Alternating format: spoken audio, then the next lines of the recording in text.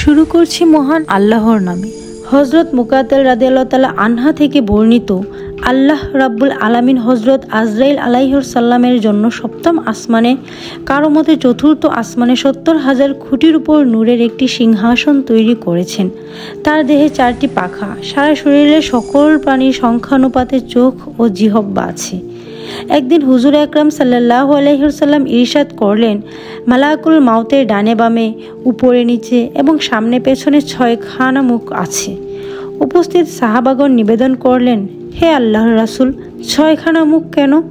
ইরশাদ হলো, ডান পাশের মুখ দিয়ে পাশ্চাত্যের, আর বাম পাশের মুখ দ্বারা প্রাচ্যের, পেছনের মুখ দিয়ে পাপীদের, আর উপরের মুখ দ্বারা আকাশবাসীর, এবং নিচের মুখ দ্বারা দৈত্য দানবের আত্মা সংহার করেন। হুজুর সাল্লাল্লাহু আলাইহি ওয়াসাল্লাম আরও ইরশাদ করলেন, মালাকুল মাউত চোখ দ্বারা প্রাণীর প্রতি দৃষ্টিপাত করেন এবং হাত দ্বারা আত্মা কবজ করেন। এভাবেই তিনি সকল প্রাণীর প্রাণ সংহার করে থাকেন। কোনো প্রাণীর মৃত্যু হওয়ার সাথে সাথে আজরাইল আলাইহিস সালাম এর দেহস্থিত একটি চোখ খসে পড়ে। আর এক হাদিসে বর্ণিত আছে, হযরত আজরাইল আলাইহিস সালাম ৪ মুখ বিশিষ্ট।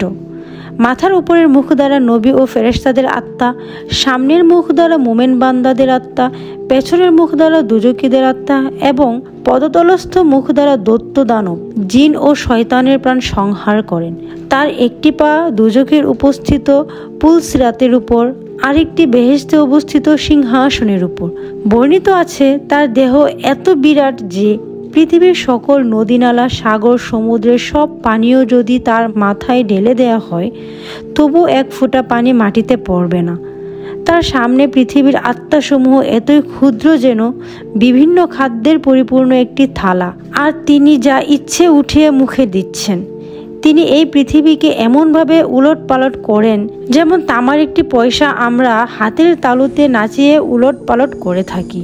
একমাত্র নবী রাসূলগণের আত্মা সংহার করা ছাড়া আর কারো জন্য তিনি সরাসরি পৃথিবীতে আসেন না। অন্যান্য প্রাণীর প্রাণ সংহারের জন্য তার বহু সহকর্মী রয়েছে। সকল সৃষ্টির আত্মা সংহারের পর হযরত আজরাইল আলাইহিস সালাম এর শরীরে মাত্র ৮টি চোখ বাকি থাকবে, অর্থাৎ হযরত জিবরাইল, মিকাইল, ইসরাফিল, স্বয়ং আজরাইল আলাইহিস সালাম এবং আরশ বহনকারী ৪ জন ফেরেশতা তখনও জীবিত থাকবেন। হযরত আজরাইল আলাইহিস সালাম কিভাবে বুঝতে পারেন যে মানুষের মৃত্যুর সময় এসে গেছে? এই বিষয়ে বর্ণিত আছে, যখন কোনো জীবের মৃত্যুর আদেশনামা উপস্থিত করা হয়, তখন তিনি বলেন, হে আল্লাহ, আমি কখন, কিভাবে এবং কোথায় তোমার এ বান্দার প্রাণ হরণ করব? আল্লাহ ইরশাদ করবেন, হে আজরাইল, মৃত্যুর গোপনীয়তা আমার নিকট সংরক্ষিত। আমি ছাড়া আর কেউ সে সংবাদ সম্পর্কে কিছুই জানে না।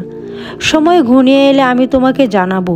যখন কোনো বান্দার মৃত্যুর সময় ঘনিয়ে আসে, তখন তার শ্বাস প্রশ্বাস নিয়ন্ত্রণকারী ফেরেশতা আজরাইল আলাইহিস সালামের কাছে এসে বলেন, অমুকের পুত্র অমুকের জীবিকা ও কাজকর্মের মেয়াদ শেষ হয়ে গেছে।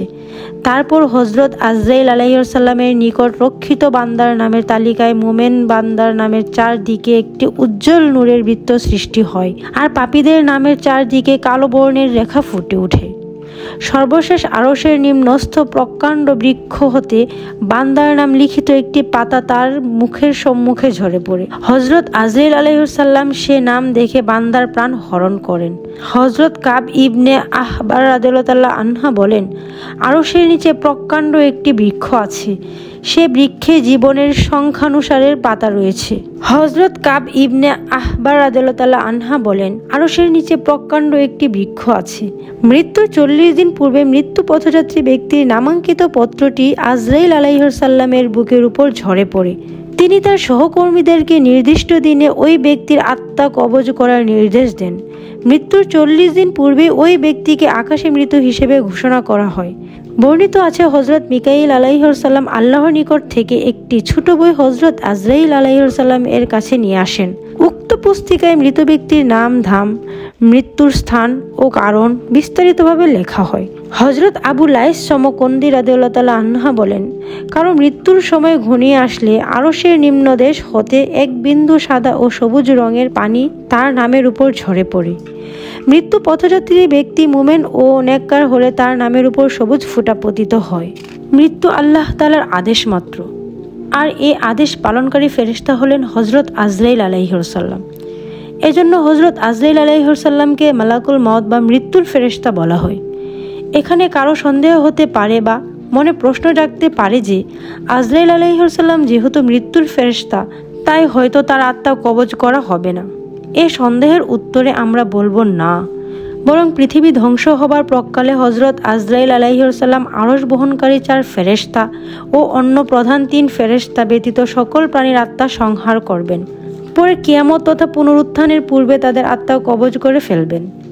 হযরত আজরাইল আলাইহিসসালাম সকল প্রাণীর জীবন হরণ করে অবশেষে নিজের জীবন নিজেই হরণ করবেন। যখন তিনি সকল জীবজন্তু, জিন, ফেরেশতা সবারই আত্মা কবজ করে শেষ করবেন, তখন আল্লাহ তাআলা বলবেন, হে আজরাইল, এবার তোমার নিজের আত্মা নিজেই সংহার করো। আল্লাহ তাআলার এই আদেশ লঙ্ঘন করার বিন্দুমাত্র শক্তি তার হবে না। তাই তিনি আপন আত্মা সংহার করার ভয়ে এরূপ বিকট চিৎকার করে উঠবেন যে সঙ্গে সঙ্গে তার আত্মা বের হয়ে যাবে। তখন এক ও দ্বিতীয় আল্লাহ তাআলা ব্যতীত আর কেউ কোথাও জীবিত থাকবে না।